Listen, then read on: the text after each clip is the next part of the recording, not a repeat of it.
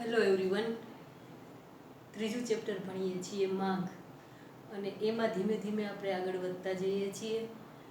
આપણે હવે આગળ ભણવાનું છે માંગમાં વિસ્તરણ સંકોચન અને માંગમાં વધારો ઘટાડો કઈ રીતે થાય છે. એ માંગમાં વિસ્તરણ સંકોચન આપણે વ્યવસ્થિત સમજી લીધું છે.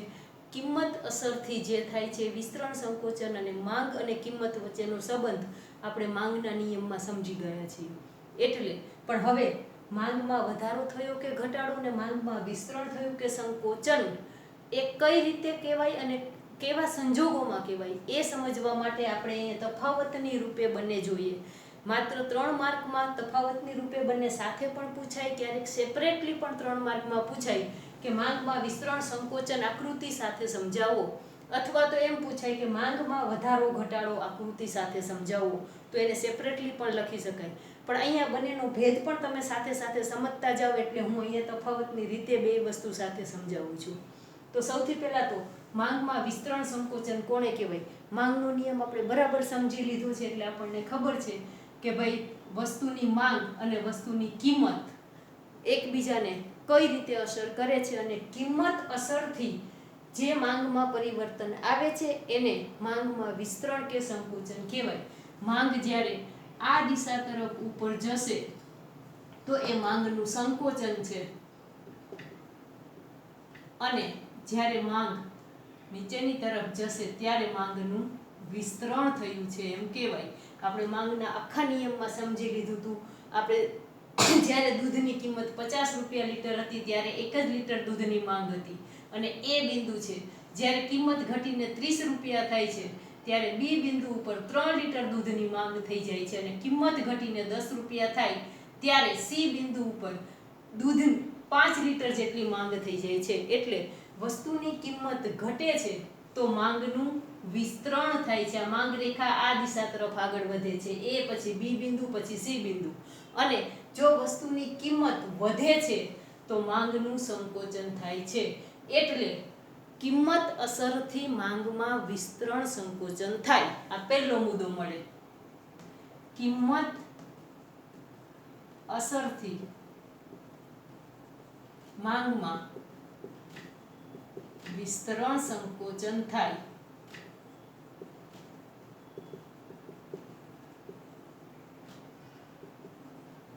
કિંમત અસરથી માંગમાં વિસ્તરણ સંકોચન થાય છે, કારણ કે કિંમત જેમ વધે છે તો માંગનું સંકોચન થઈ જાય છે, અને કિંમત ઘટે છે તો માંગનું વિસ્તરણ થાય છે.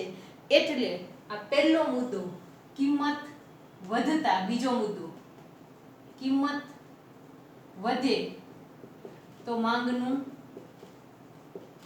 સંકોચન,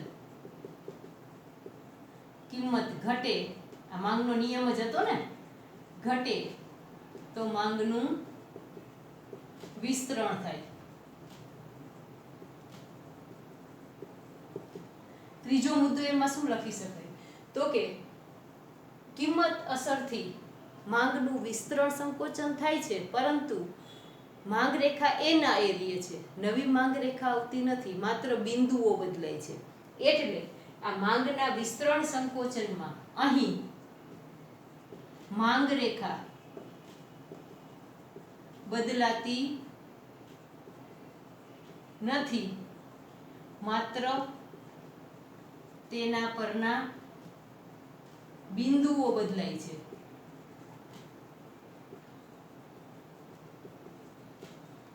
જ્યારે કિંમત 50 રૂપિયા હતી ત્યારે એ બિંદુ ઉપર માંગ હતી, કિંમત ઘટીને 30 રૂપિયા થઈ ત્યારે બી બિંદુ તરફ ગઈ, અને કિંમત ઘટીને 10 રૂપિયા થઈ તો સી બિંદુ. એટલે માંગ રેખા તો એના એ છે, પણ વિસ્તરણ સંકોચન થાય ત્યારે માત્ર બિંદુઓ બદલાય છે. જ્યારે સંકોચન થાય ત્યારે બી બિંદુ માંથી સી બિંદુ, એ બિંદુ તરફ માંગ ધકેલાય છે, અને વિસ્તરણ થાય ત્યારે બી બિંદુ તરફથી સી બિંદુ તરફ માંગ રેખા નીચે તરફ ઢળે છે. એટલે મહત્વની વસ્તુ છે કે ભાઈ વિસ્તરણ સંકોચન થશે ત્યારે માંગ રેખા બદલાતી નથી, માત્ર એના પરના બિંદુઓ બદલાય છે. બિંદુઓ કઈ રીતે બદલે છે? ચોથી વસ્તુ, જ્યારે માંગનું સંકોચન થાય ત્યારે માંગનું સંકોચન થાય ત્યારે બિંદુઓ ડાબી બાજુ ઉપરની તરફ ખસે છે. ડાબી બાજુ ઉપરની તરફ જાય, સંકોચન થાય ત્યારે બી માંથી એ તરફ જાય છે. અને વિસ્તરણ થાય ત્યારે, માંગનું વિસ્તરણ થાય ત્યારે બિંદુઓ જમણી બાજુ નીચેની તરફ ખસે છે.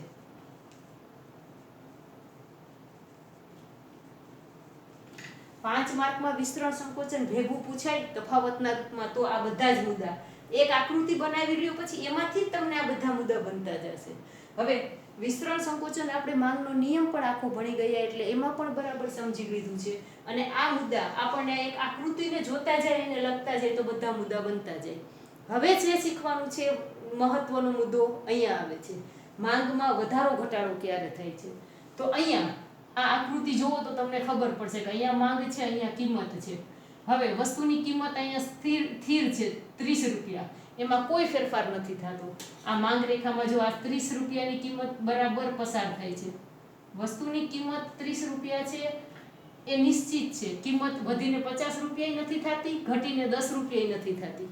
કિંમત એમનેમ છે તોય માંગમાં ફેરફાર થાય છે. તો એ કયા કારણોસર થાય છે?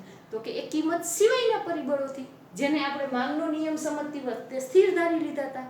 કિંમત સિવાયના પરિબળો છે, એમાંનું કોઈ પણ એક પરિબળ આપણે અહીંયા લઈ લઈએ કે જ્યારે કિંમત 30 રૂપિયા છે ત્યારે વસ્તુની માંગ અહીંયા કેટલી છે? તો કે 30 રૂપિયા છે ત્યારે વસ્તુની માંગ 3 લીટરની છે.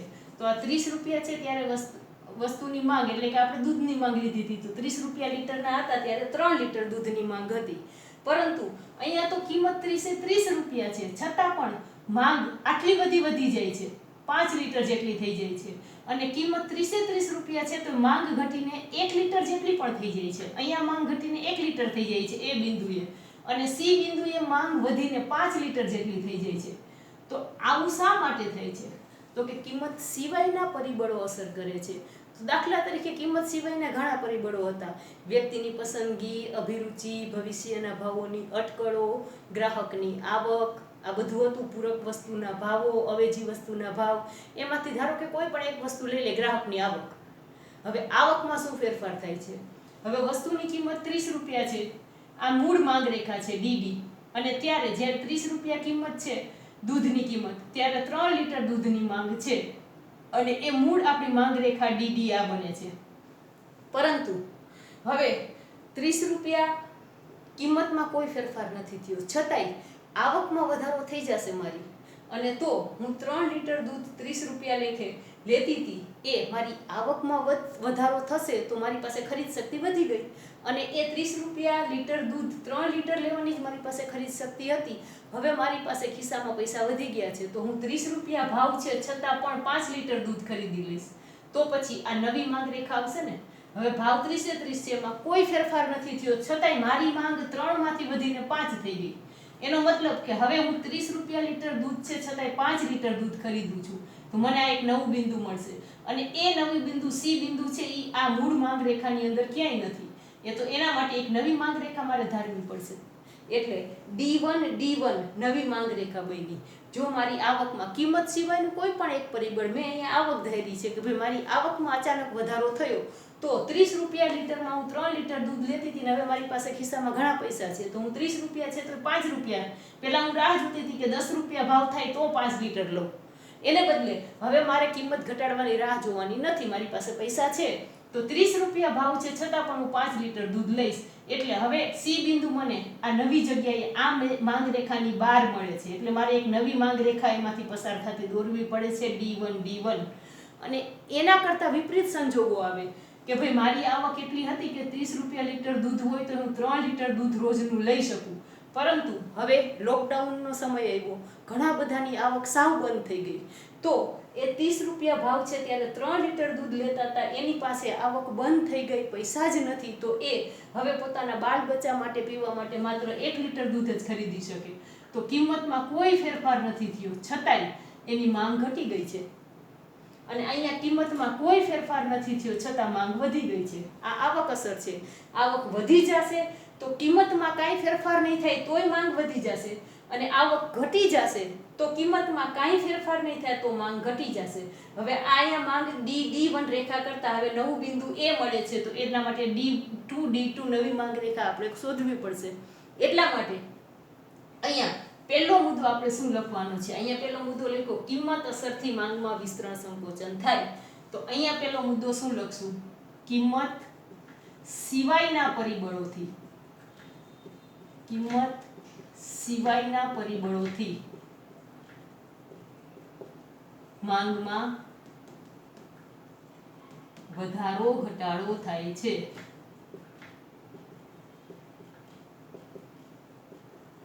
જો MCQ તમને કન્ફ્યુઝ કરવા માટે એવા પ્રકારના પૂછી નાખવામાં આવે છે કે જેથી કરીને તમને વધારો ઘટાડો લખવો કે વિસ્તરણ સંકોચન લખવું, 4 ઓપ્શન જ આપ્યા હોય. માંગમાં વધારો થાય, માંગમાં ઘટાડો થાય, માંગમાં વિસ્તરણ થાય, માંગમાં સંકોચન થાય. તો આવા સંજોગોમાં કોઈ પણ વસ્તુની કિંમત વધી જશે તો આ 4 ઓપ્શન હોય કે કિંમત વધશે તો માંગમાં શું થશે, તો પછી વધારો થશે, ઘટાડો થશે, વિસ્તરણ થશે કે સંકોચન. તો કિંમત શબ્દ આવ્યો એટલે તમારે જવાબમાં કાં તો વિસ્તરણ આવશે કાં સંકોચન આવશે. બરાબર નોટ કરી રાખવાનું છે કે વસ્તુની કિંમત વધશે તો માંગનું સંકોચન થશે અને કિંમત ઘટશે તો માંગનું વિસ્તરણ થશે. પણ કિંમત સિવાયના પરિબળમાંથી પૂછે કે ભાઈ વસ્તીનું પ્રમાણ વધશે તો માંગમાં શું ફેરફાર થાય? વસ્તી વધારો થાય તો માંગ વધે જ, સ્વાભાવિક છે ને. અથવા તો વ્યક્તિની આવકમાં ઘટાડો થયો તો માંગમાં શું ફેરફાર થશે? ઓપ્શન 4 જ હશે, વિસ્તરણ, સંકોચન, વધારો, ઘટાડો. તો વ્યક્તિની આવકમાં ઘટાડો થયો તો માંગમાં ઘટાડો થશે. ત્યાં સંકોચન શબ્દ નથી લખવાનું, બરાબર.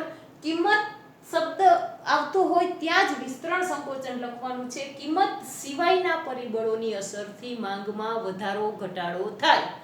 આ બહુ સહેલું છે પણ થોડું બરાબર આમાં નહીં ગોઠવો તો આડાઅવડા જવાબ થઈ જશે. એટલે કિંમત સિવાયના પરિબળોથી માંગમાં વધારો ઘટાડો થાય છે. હવે માંગમાં વધારો ઘટાડો થવાની આપણે બરાબર અહીંયા આકૃતિ બનાવી લીધી છે. અહીંયા કિંમત અસરથી માંગમાં વિસ્તરણ સંકોચન થાય, કિંમત સિવાયના પરિબળોથી માંગમાં વધારો ઘટાડો થાય. બીજું અહીંયા શું લખ્યું? કિંમત વધે તો માંગનું સંકોચન, કિંમત ઘટે તો માંગનું વિસ્તરણ.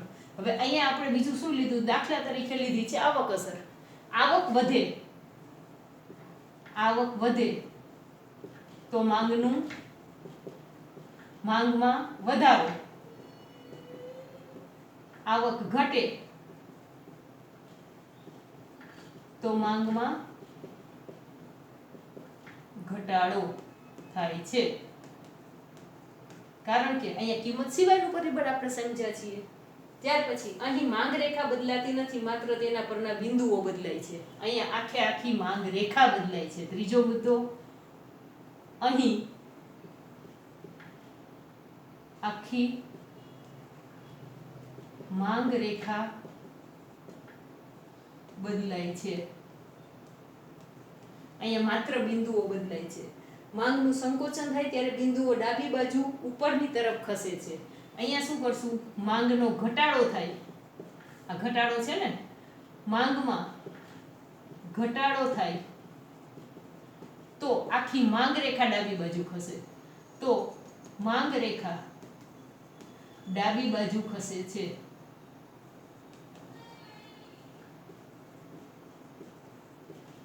અહીંયા શું છે? માંગનું વિસ્તરણ થાય ત્યારે બિંદુઓ જમણી બાજુ નીચેની તરફ ખસે છે. અહીંયા શું આવશે? માંગમાં વધારો થાય તો માંગ રેખા જમણી બાજુ ઉપરની તરફ ખસે છે. માંગમાં વધારો થાય તો માંગ રેખા જમણી બાજુ ઉપરની તરફ ખસે છે. આખા તફાવતની રૂપે પણ માંગમાં વિસ્તરણ સંકોચન, માંગમાં વધારો ઘટાડો. કેટલી બધી વાર કેવી બધી સિલી મિસ્ટેક કરતા હોઈએ છીએ કે પૂછ્યો હોય પ્રશ્ન કે ભાઈ માંગમાં વિસ્તરણ સંકોચન અને માંગમાં વધારો ઘટાડો વિસ્તૃત સમજાવો, તો કઈ રીતે લખે? માંગમાં વિસ્તરણ, માંગમાં સંકોચન, એનો તફાવત બનાવે. માંગમાં વધારો, માંગમાં ઘટાડો એનો તફાવત બનાવે. ચાર તફાવત થઈ જાય. અરે માંગમાં વિસ્તરણ સંકોચન એકમાં લખવાનું છે, માંગમાં વધારો ઘટાડો એ કારણ કે માંગમાં વધારો ઘટાડો જ્યાં નોટ કરવું હોય ત્યાં લખી લેજો. કિંમત અસરથી માંગમાં વિસ્તરણ સંકોચન થાય અને કિંમત સિવાયના પરિબળોથી માંગમાં વધારો ઘટાડો થાય. બસ આટલું ક્લિયર હશે તો તમે બધી જ વસ્તુ બરાબર લખી શકશો. કિંમત સિવાયના પરિબળોથી નવી માંગ રેખા સર્જાય છે. એ એક જ માંગ રેખા ઉપર બિંદુઓ ફરતા નથી. જ્યારે કિંમત અસરથી એટલે કે વિસ્તરણ સંકોચનમાં માંગ રેખા એક જ છે, બિંદુઓ ઉપર નીચે થાય છે. વધારા ઘટાડામાં માંગ રેખા જ નવી અસ્તિત્વમાં આવે છે. એ જમણી બાજુ અથવા તો ડાબી બાજુ નવી માંગ રેખા બને છે. આ ભેદ બંને વચ્ચેનો છે. એટલે વધારો ઘટાડો કિંમત સિવાયના પરિબળોથી થાય છે, વિસ્તરણ સંકોચન કિંમતથી થાય છે. અહીંયા ખાસ યાદ રાખવાનું છે, વિસ્તરણ સંકોચન સાથે વસ્તુની કિંમત જોડાયેલી છે. આપણે આખો માંગનો નિયમ ભણી ગયા છીએ. અન્ય આ બધાય પરિબળોને સ્થિર ધારી લીધા હતા અને કિંમત અને માંગ વચ્ચે શું સંબંધ છે? એટલે વિસ્તરણ સંકોચન કિંમત સાથે સંબંધ ધરાવે છે અને વધારો ઘટાડો કિંમત સિવાયના પરિબળો સાથે સંબંધ ધરાવે છે. બરાબર યાદ રાખજો. તફાવતની રીતે પણ વારંવાર પૂછાય છે અને સેપરેટલી પૂછાય ત્યારે પણ આકૃતિ સાથે વિસ્તરણ સંકોચન અને વધારો ઘટાડો સમજાવવાનો છે. એક વખત ટેક્સ્ટબુક પણ વાંચી લેજો, વિડીયો જોઈ લેજો અને પછી લખજો. પછીની વાત હવે આગળના વિડીયોમાં. નમસ્તે.